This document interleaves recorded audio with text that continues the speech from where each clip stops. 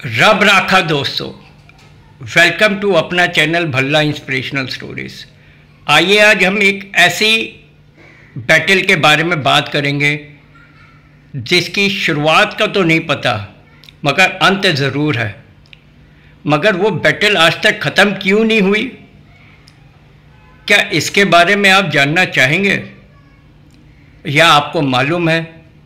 और यदि नहीं मालूम तो चलिए आज देखते और सुनते हैं ये बैटल कौन सी है और इसको कैसे ख़त्म किया जा सकता है। डियर फ्रेंड्स, क्या आपने कभी गौर किया है हमारी जिंदगी में इतना विरोधाभास क्यों है? हर चीज पर बहस, कोई किसी को समझना ही नहीं चाहता है, हर कोई बस यही कह रहा है मैं ही सही हूँ। ऐसा क्यों होता है? चलिए आज इसी पर बात करते हैं, जानते हैं और समझते हैं एक ही चीज देखकर भी दो लोग बिल्कुल अलग क्यों सोचते हैं। जैसे मान लीजिए मैंने अपनी हथेली पर लिखा 6 और आपने देखा और कहा नहीं ये 9 है। अब बताइए गलत कौन है, आप या मैं? यही है हमारी जिंदगी की शायद सबसे बड़ी लड़ाई, जहां दोनों सही होते हैं फिर भी रिश्ते टूट जाते हैं। आज की हमारी इस गहरी चर्चा का आधार है काउंसलर अजय भल्ला के विचार। हाँ, अजय भल्ला वो इसी बात पर रोशनी डालते हैं कि कैसे ये नजरिए का जो फर्क है ना, हमें टकराव की राह पर ले जाता है। बिल्कुल।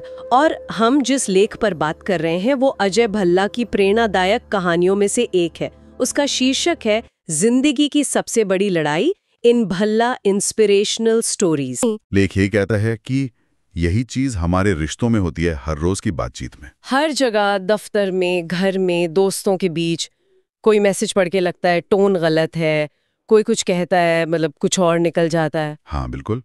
तो क्या लेख में कुछ ऐसे रोजमर्रा के उदाहरण दिए गए हैं कि ये नजरिए का टकराव कैसे रिश्तों को उलझा देता है? हाँ, मतलब लेख इसी बात पर जोर देता है कि ये हर ह्यूमन इंटरैक्शन में है। भल्ला शायद यही कह रहे हैं कि हम अक्सर दूसरे के एक्शन के पीछे की वजह, वो क्यों वैसा कर रहे हैं, ये समझने के बजाय सीधा अपने नजरिए से एक नतीजा निकाल लेते हैं। जैसे आपने कहा कोई मीटिंग में चुप है, हम सोचेंगे अरे इसे तो कोई इंटरेस्ट ही नहीं है। हाँ, या ये हमसे सहमत नहीं है। बिल्कुल, जबकि हो सकता है वो बहुत ध्यान से सुन रहा हो या शायद किसी और पर्सनल चीज से परेशान हो, पर हमारा नजरिया हमें शक करने पर मजबूर कर देता है। तो फिर इसका हल क्या है? अगर आधी लड़ाइयाँ वाकई सिर्फ नजरिए की वजह से हैं, तो भल्ला क्या सुझाते हैं? क्या सिर्फ ये मान लेना काफी है कि हाँ भाई दूसरा भी सही हो सकता है? मानना तो पहला कदम है, बिल्कुल, लेकिन मुझे लगता है भल्ला इससे आगे की बात कर रहे हैं। वो शायद कह रहे हैं कि असली बदलाव तब आता है जब हम सिर्फ मानते नहीं बल्कि सच में कोशिश करते हैं दूसरे के जूते में पैर डाल के देखने की। ये सिर्फ दिमागी कसरत नहीं है, इसमें थोड़ी इमोशनल मेहनत भी लगती है। इसका मतलब ये नहीं कि हम उनकी बात से सहमत हो जाएं, जरूरी नहीं है। अच्छा। लेकिन हम ये समझने की कोशिश करें कि वो उस नतीजे पर पहुंचे क्यों, उनके लिए वो सच क्यों है। लेख शायद इसे समानुभूति या करुणा से जोड़ता है, जब हम दूसरे के नजरिए के पीछे की वजहों को थोड़ा महसूस करने लगते हैं। ये सुनने में तो बहुत अच्छा लगता है, पर क्या ये हमेशा प्रैक्टिकल है? मान लीजिए किसी का नजरिया हमें बिल्कुल ही अतार्किक लग रहा है या शायद तथ्यों के बिल्कुल उलट है, क्या अजय भल्ला इस पर भी कुछ कहते हैं? क्या तब भी उसके नजरिए को समझने की कोशिश करनी चाहिए? मतलब सिर्फ समझने से क्या मिलेगा अगर वो बुनियादी तौर पर ही गलत हो? ये बहुत जरूरी सवाल है, बिल्कुल।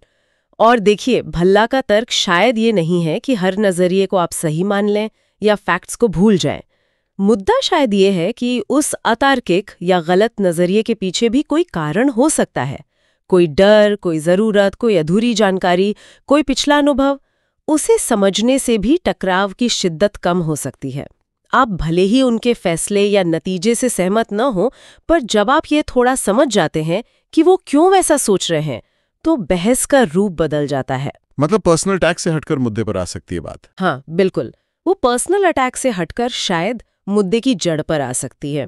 समझने का मतलब सहमति जताना नहीं है, बल्कि बातचीत का एक नया रास्ता खोलना है। इससे वो जो अहंकार की दीवारें होती है ना, वो थोड़ी नीचे आ जाती हैं। तो समझने की कोशिश से लड़ाई टल सकती है या कम से कम उसका रूप बदल सकता है, भली आखिर में सहमति ना भी बने। ये बात दिलचस्प है।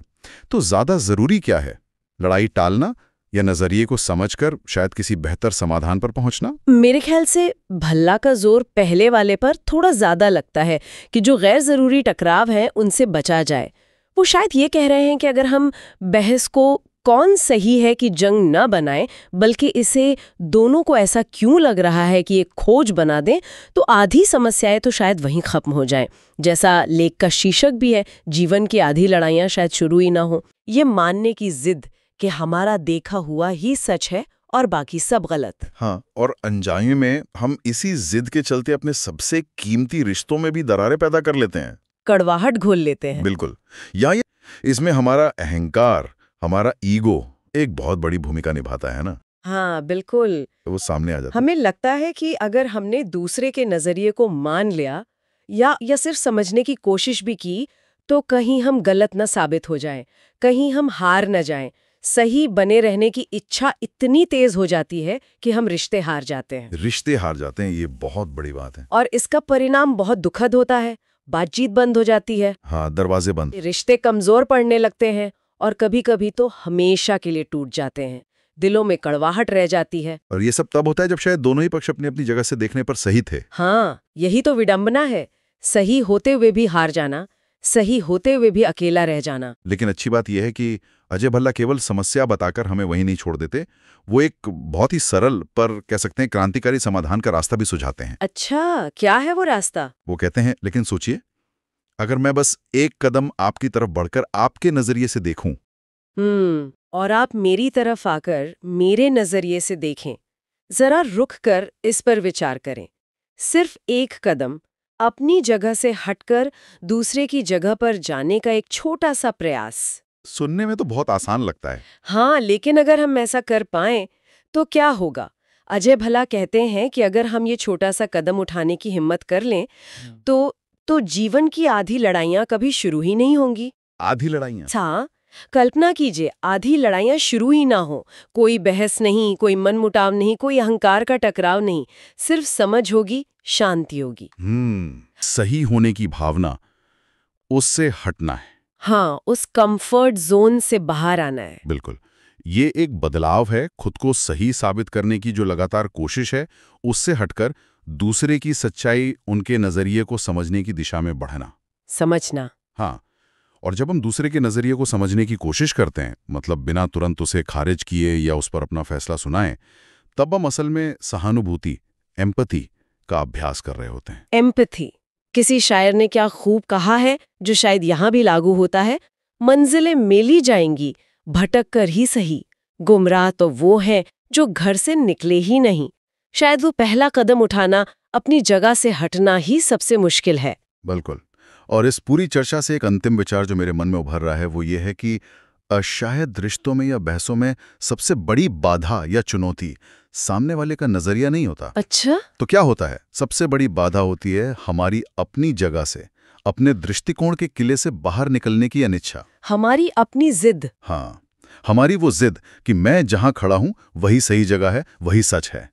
तो क्या अपनी इसी जिद को पहचानना, अपने अहंकार की इस पकड़ को स्वीकार करना और फिर उसे चुनौती देने का साहस करना, क्या यही शांति और आपसी समझ की ओर पहला और सबसे महत्वपूर्ण कदम हो सकता है? खुद पर काम करना। हाँ, काउंसलर अजय भल्ला के विचारों से तो यही गहरी सीख मिलती है। शायद असली लड़ाई बाहर नहीं, हमारे अंदर ही लड़ी जानी है। Every word I write, every thought I share flows only by the grace of my Sadguru. If it feels worthwhile to you, share it with a friend in need, because that may be the greatest gift you could ever offer. Without grace, nothing truly happens. We shall meet again, in the same fragrance, only from a different angle. Till then, stay blessed, stay contented, healthy and happy. Rab Racha.